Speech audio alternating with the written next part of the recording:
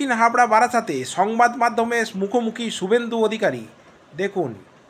হাবড়াতেও যেমন পুকুর বোঝানো হয়েছে, মধ্যমগ্রামেও পুকুর বোঝানো হয়েছে, অশোকনগরেও পুকুর বোঝানো হয়েছে। মধ্যমগ্রাম থেকে জোকা হরিদেবপুর ৫,০০০-এর বেশি জলাশয় বোঝানো হয়েছে। লম্বা মন্ত্রী নিজের দত্তাবাদ লেকটাউনে পুরো ক্যানেলটা বুঝিয়ে, লম্বা মন্ত্রী পুরো ক্যানেলটা বুঝিয়েছে।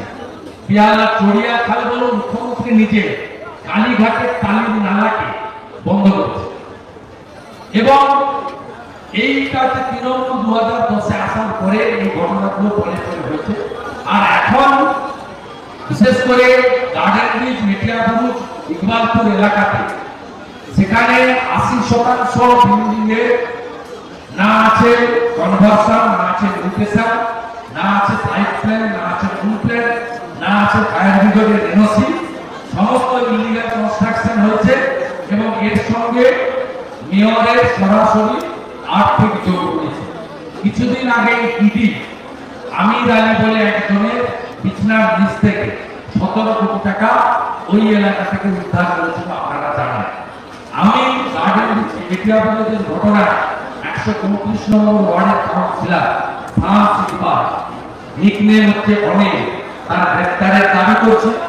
এবং সমগ্র কলকাতাতে যত বেআইনি বাড়ি হয়েছে জলাভূমি বুঝিয়ে, তার তদন্ত নিরপেক্ষ তদন্তকারী সংস্থা থেকে হোক এই দাবি করছে।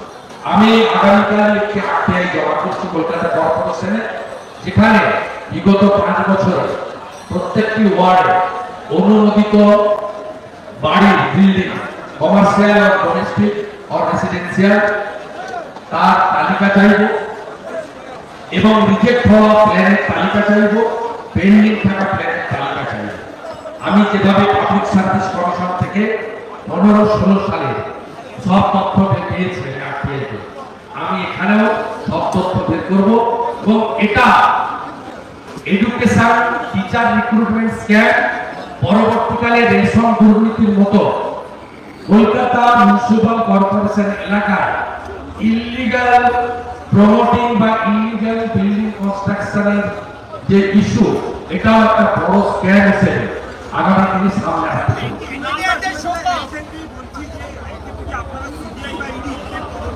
আমি জনগণের কাছে, ভুক্তভোগীদের কাছে আপিল করেছি, তারা জনস্বার্থের মামলা হাইকোর্টে দেবে। আমাদের লিগ্যাল সাপোর্ট, নৈতিক সাপোর্ট, সব সাপোর্ট থাকবে।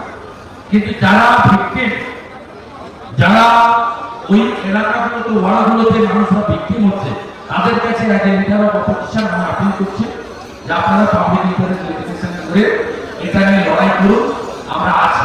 বিজেপির পক্ষ থেকে গতকালও রাস্তায় ছিল আমাদের লোকেরা। আজকে কলকাতার 2টো জেলা সব পৌরতে বিজেপি বিক্ষোভ দেখিয়েছে। সাউথ ক্যালকাটাতে আমাদের 16 জন এখন অ্যারেস্ট হয়ে জেলে আছে।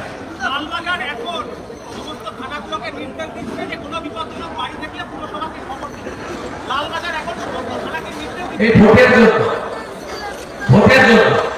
মাননীয় মুখ্যমন্ত্রী সন্দেশখালী আসেননি কেন? তিনি মেটিয়াবুরুজে গেছেন, ভালো করেছেন, কিন্তু উনি যাওয়ার আগে মাইক পৌঁছে গেছে, ভাষণ দেবেন না। নিচে যে গার্বেজের তলায় যে গরিব লোকগুলো চাপা পড়েছিল, তাদের উদ্ধারের জন্য ড্রিলও আসেনি, এনডিআরএফও আসেনি, কিন্তু মাইকার সঙ্গে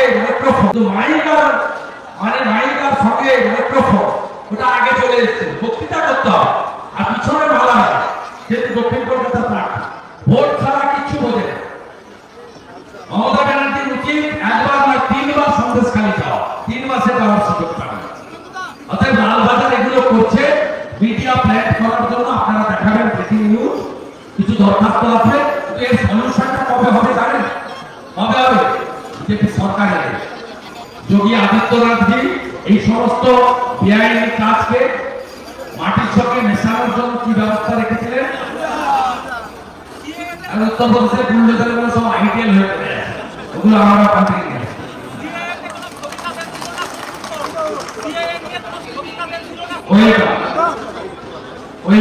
বাকিটা সুপ্রিম কোর্ট কোনো বক্তব্য করবো না।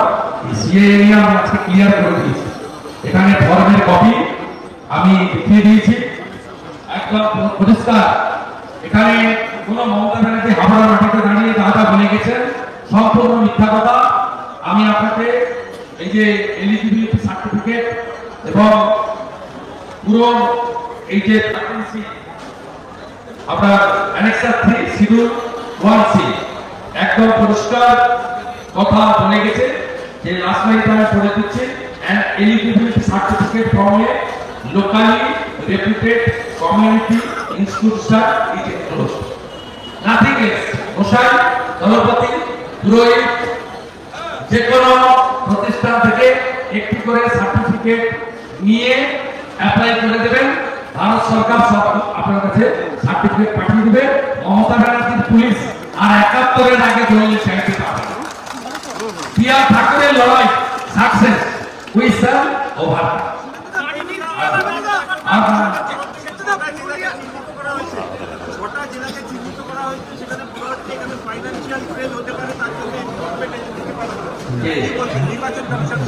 আরে অলরেডি তৃণমূল ব্ল্যাক মানি 294টা কেন্দ্রে 35 লক্ষ টাকা করে পাঠিয়েছে ভোটের জন্য। 35 লক্ষ টাকা করে এনসিসি ঘোষণার আগে পার্সেন্ট পাঠিয়েছে।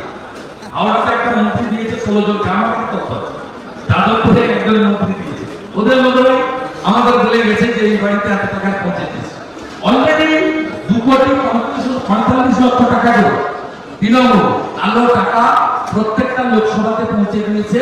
ওই জন্য দেখছেন না ভারতীয় জনতা পার্টির কর্মীরা নিজেরা চেয়ে চিনতে নীল ব্লু দিয়ে পদ্ম আঁকছে, কালো দিয়ে পদ্ম আঁকছে, আর ওদের সব কালার পদ্ম কালার পদ্ম। বুঝতে পারছেন তো? টাকা অলরেডি ঢুকেছে।